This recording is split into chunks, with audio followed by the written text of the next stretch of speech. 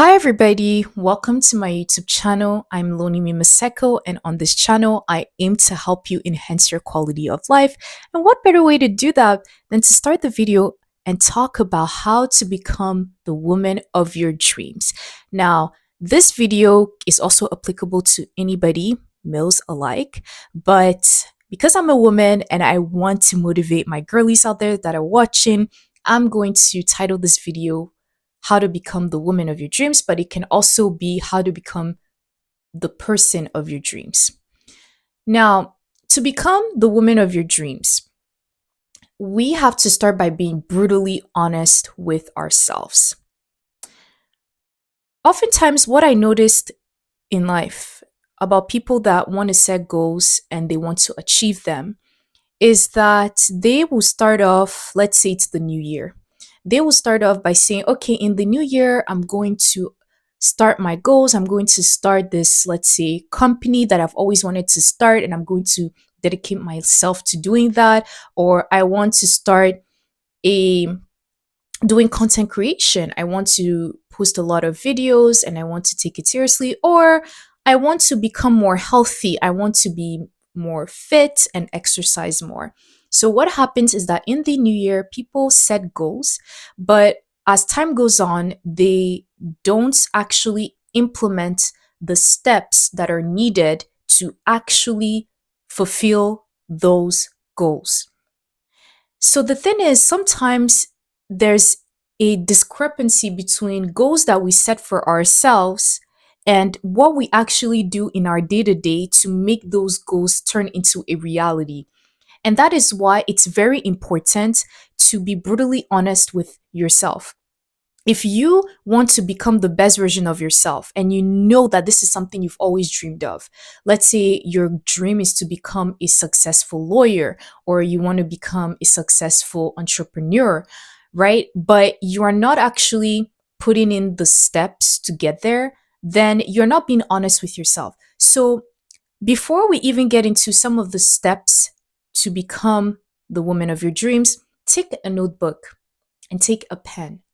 And in this notebook, write down what are some of the negative habits that you adopt that are preventing you from achieving your goal.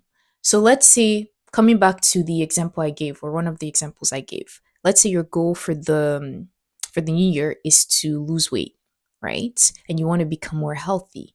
And in the beginning of the year, that's the dream that you want to set for yourself, and that's one of the goals you want to accomplish to become the best version of yourselves. Okay, you set that goal, but did you set steps to accomplish that? If yes, and if let's say one of the steps was to go out for a jog more or to go to the gym more.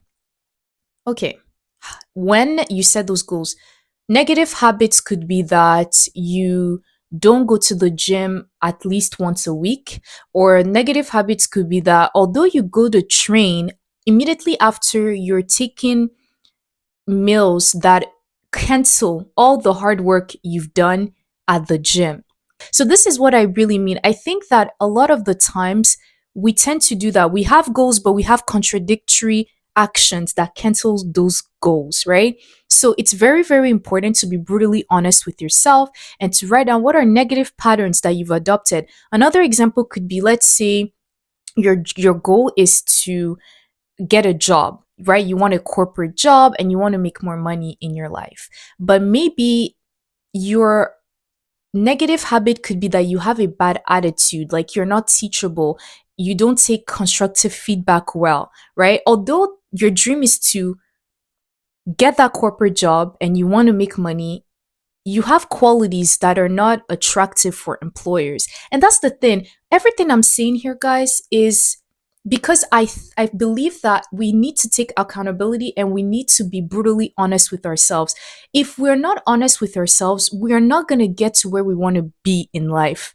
But the sooner you get honest with yourself and you face some of the things that you struggle with, that's the quicker you would learn to actually put into practice things that you want to accomplish for your future self so that you can make your future self happy. Something I forgot to mention in the video is that becoming the woman of your dreams is a subjective thing and it varies from person to person. So for me, it could mean one thing, and for somebody else, it could mean a completely different thing. And there's nothing wrong with that. I think there's beauty in our differences and the way we see things. So the tips that I'm about to share with you are tips that have personally helped me to strive every day to become the woman that I envision myself to be. And they have been very, very helpful. Already, the woman that I was, or the girl I was years ago, wouldn't even recognize who I've become, right? So, if for you, becoming the woman of your dreams means a completely different thing, and you don't resonate with some of the tips I share, there's absolutely nothing wrong with that. I just wanted to share what has helped me personally, and I hope that it could resonate with some people. So now I'm going to share with you 7 practical tips that you can start applying today to become the woman of your dreams. But quick disclaimer, becoming the woman of your dreams is not something that's going to happen overnight, right? It's important to note that when we want to become the best version of ourselves, this is something that can take months or even years to adopt and accomplish. But the important thing here is that by adopting good habits daily, what you're essentially doing is you're committing to a future version of yourself that you would love to become. And by doing those good habits and sticking to them, being committed to them, you're essentially telling your future self, hey, I love you. We've got this. And we're going to accomplish what we want to accomplish. So it's very important to keep that in mind. So, the first tip I want to share with you is to become the woman of your dreams, you can create a vision board for yourself. So, vision boards, I feel, are incredibly powerful tools that can help you visualize the person that you would like to become in the next 2 to 5 years, right? And let's say, for example, the woman of your dreams.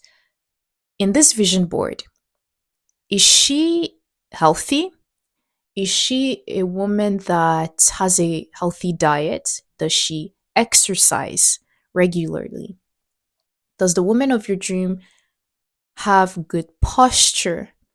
Is she somebody that is disciplined? How does she dress? Does she have a style that you would like to have? Is she financially literate? Does she have a good sense of financial management? Is she somebody that's intelligent? Does she like to expand her knowledge and yearn to learn new things? Does she read books to expand her knowledge, right? When you have a vision board, by curating habits, good habits that this future version of yourself that you're dreaming to become has, you're essentially visualizing the person that you would like to become, and it is incredibly powerful. One of the greatest sources to do these vision boards or to see these vision boards is Pinterest. Pinterest, I would say it is one of those platforms that really allows you to create images or vision boards or mood boards or photos to really envision this person that you would like to become. So let's say you want to become a successful doctor. There are so many vision boards on Pinterest to motivate you. Let's say right now you want to apply in a university so that you can get into medical school, right? There's so many motivational quotes about how you should never give up studying, and they will show you pictures of future doctors and what it's like to be a doctor. And by seeing that, by seeing people that have succeeded and have actually become that character that you would like to be when you in the next couple of years, it significantly motivates you to put in the work to become that person. So I can't stress enough the power of like visualization and visualizing who you would like to become. Because the thing is, we are visual creatures, right? And if, let's say, your goal is to become a medical doctor, but you don't really know that kind of lifestyle, you don't know what it's like to become a doctor, you don't know what they do, you don't know how that lifestyle is, it can be a little bit hard for you to be motivated. But when you know that, okay, becoming this doctor will help me to treat people and take care of people, because I've always loved to take care of them. It allows me to be in community. It allows me to get an income for myself that will allow me to attain financial freedom. When you see like actual pictures of people that have succeeded, it really motivates you to put in the work to get there. The second tip I would like to share with you is to cultivate self discipline. And this goes a bit hand in hand with the first tip. So it's one thing to have a vision board and to make a list of good habits you would like your future self to have. But it's another thing to actually cultivate self discipline by committing to good habits daily to become the woman of your dreams. And a book I would like to recommend you guys that really delves into the power of habits is this book right here, Atomic Habits by James Clear. And in this book, the author does such a great job at giving a comprehensive analysis of good habits, why it is important to adopt little good habits daily to essentially fulfill your goals and to become the best version of yourself years down the line.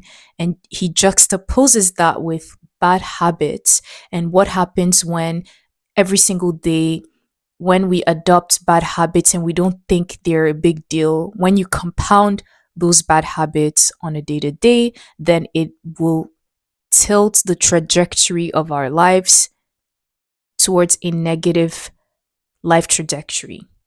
So, for example, what does he mean? Let's say, for example, your goal is to become financially free and you want to become, let's say, a millionaire, right? But what you're doing on a day to day is that you are accumulating debt, right? And you're spending a lot of your money buying takeout. Although, if you do that every once in a while, it's not that bad.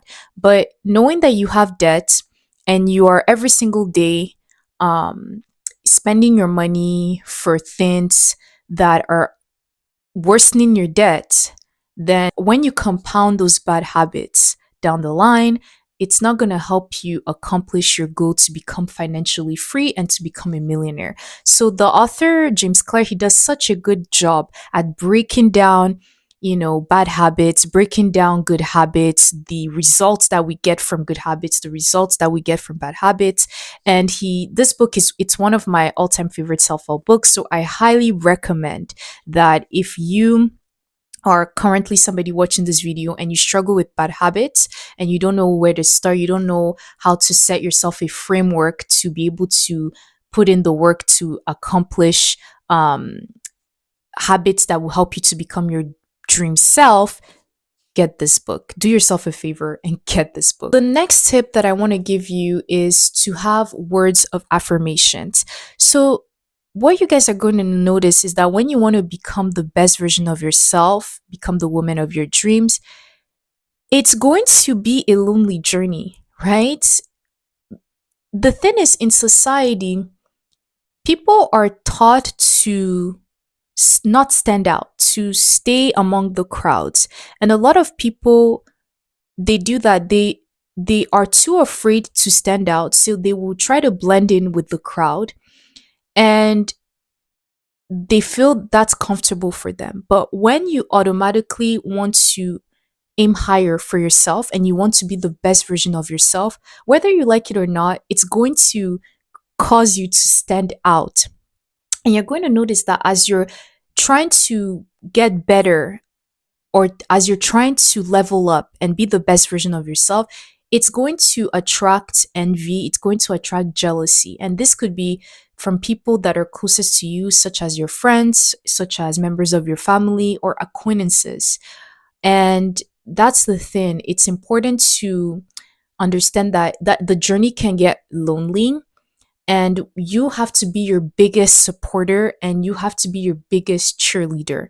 And one way to motivate yourself and be your biggest supporter is to have words of affirmations. So the mind is a powerful thing, right? And it can be sometimes easy to fall into a dark headspace. So that is why words of affirmations for me are incredibly powerful, because let's say sometimes you're not really motivated, you're maybe sad, you're not really seeing life in a positive light. Just seeing a positive motivational quote can completely shift your mindset, right? And I'll give an example.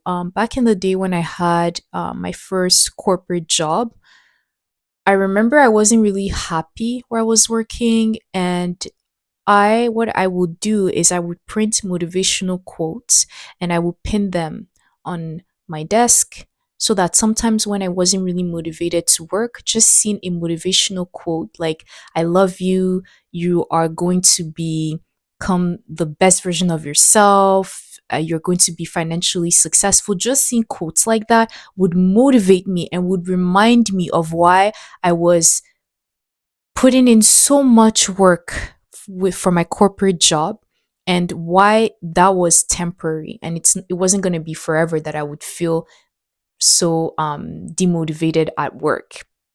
So that's the power of words of affirmations. And a way where you can get motivational quotes is from Pinterest. Pinterest has a ton of motivational quotes to help you motivate yourself on a day to day. And let's say, for example, you're watching this video and you're like, yes, Lonely Me, I get that, but I'm not really on Pinterest and I don't even know where to start with these motivational quotes. Don't worry, I'm not going to leave you hanging. I'm going to leave a link in the description below.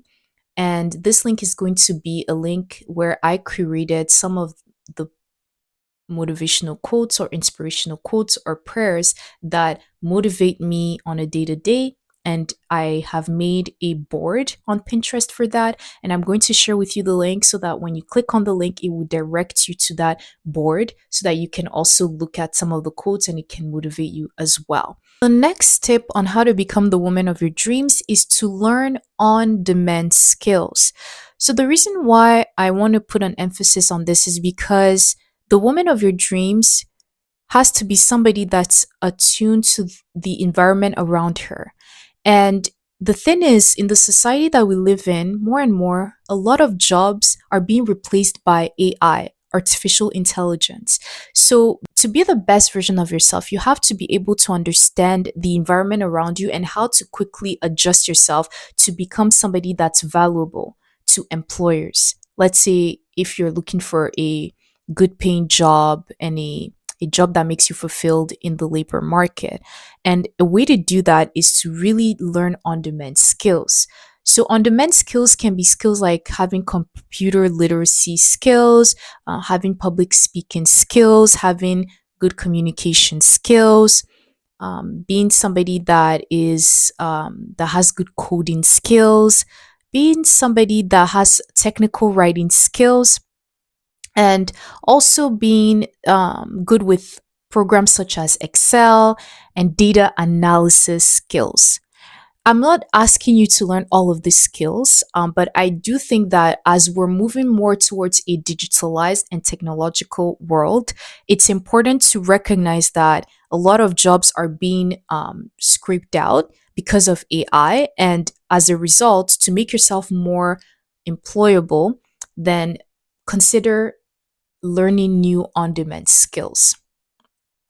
And the next tip I also want to give you on how to become the woman of your dreams is self-care. So, does the woman of your dream, does she prioritize self-care? It's one thing to be somebody that wants to work hard and dedicate so much of your time to work hard to accomplish your goals, but I also think it's important to recognize rest and the importance of resting when we're working to a lot. And what better way to do that than to commit to self care, right? And self care activities could be things like doing a massage once a month, doing your nails once a month.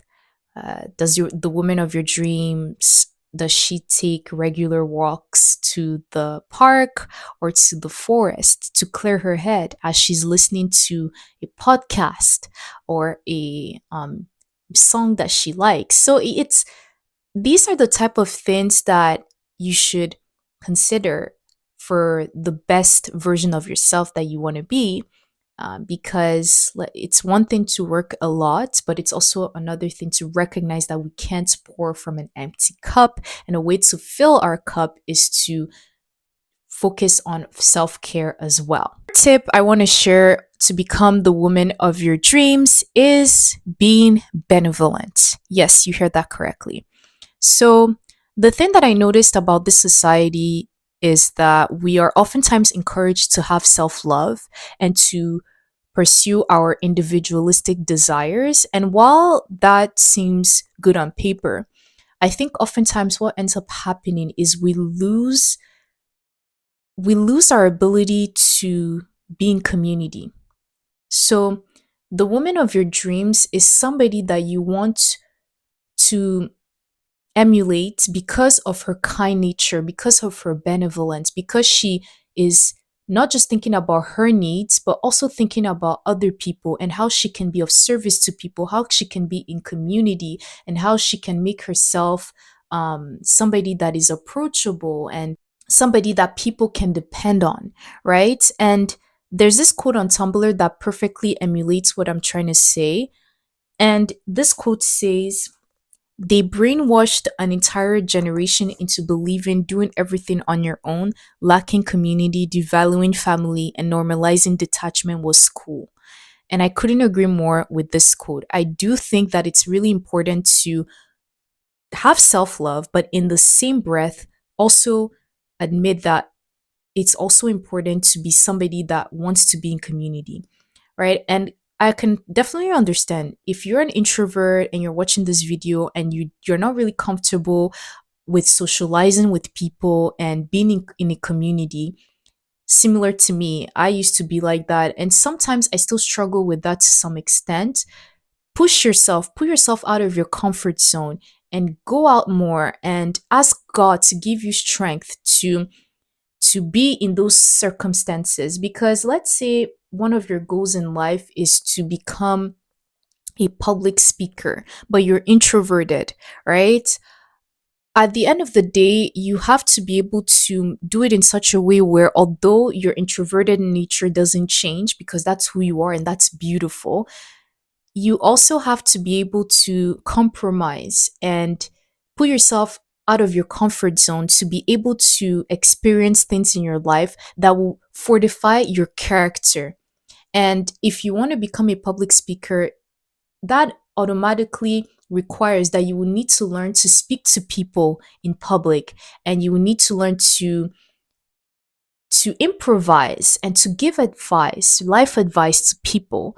But if you're always introverted in the sense that you really don't like to talk to people, it's going to stand in the way of that fundamental goal of yours, which is to be a public speaker. So that's why it's so important, guys. Like, I believe benevolence is a quality that you should adopt and you should have, because it really forces you to not just think about yourself and your needs, but to also think about other people and being accustomed to the needs of other people. The final tip that I would like to share with you guys is to have a hobby or many hobbies. The reason why I think hobbies are so important, especially if you want to become the best version of yourself, is that sometimes in life we can get attached to roles that we play in society. We can get attached to our status, right? And for example, let's say you have a job and you've been working there for years, right?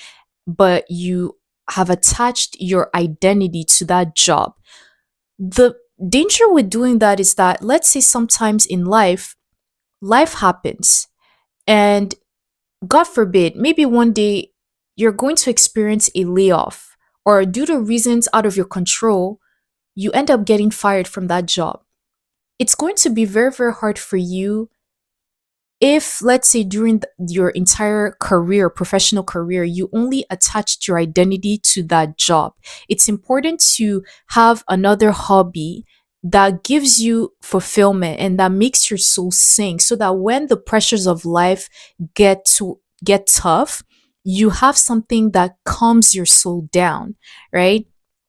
And hobbies can include things like learning to play an instrument, it could be exercising, it could be reading books, it could be drawing or painting if you're an artist, it could be traveling the world. There are so many other hobbies, but just to keep this video shorter, I'm not going to delve into them.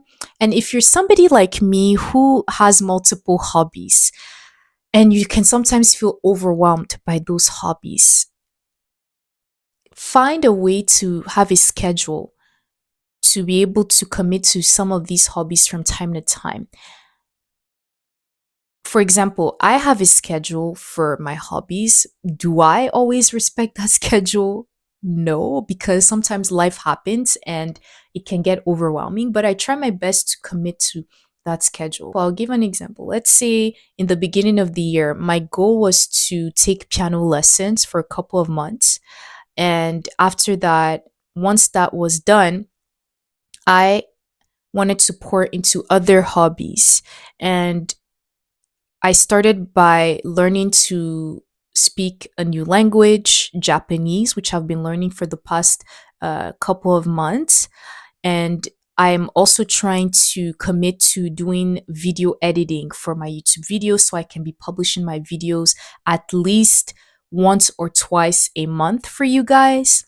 And I also am trying to read books and learn new things in the books that I'm reading. And yeah, that's how I try to kind of like organize myself and my hobbies and allocate time towards my hobbies, right?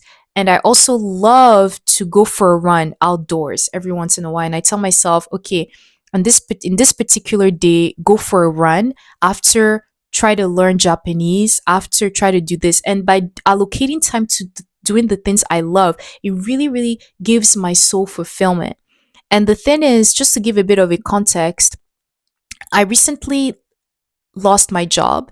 And if I was the type of person who attached my whole identity to that job, when I would have gotten laid off, it would have been very, very hard for me to find fulfillment because I wouldn't know what to do with myself. And that's why it's so important, guys. Like, if let's say you have a job and that job is like your whole life, try to find a way to allocate your time to doing other things that make your soul happy, right? And even James Clear, the book that I showed you guys earlier, Atomic Habits, the author talks about this as well, about the importance of not attaching your whole identity to a job or to a profession. Because when you do that, you end up narrowing yourself, and you restrict yourself into learning new things. And it's so important to expand and to learn new things so that you don't attach your whole identity towards doing one thing. So that's something that I really recommend for you. If you've made it to the end of this video, I'm so glad you did. I hope that these tips were helpful, and please leave a comment down below if you are currently somebody that you want to become the best version of yourself, and share tips that could be helpful to other people of what you adopt to become that version of yourself that you would like to become. So thank you so much, you guys, for watching, and I'll see you in the next video. Bye.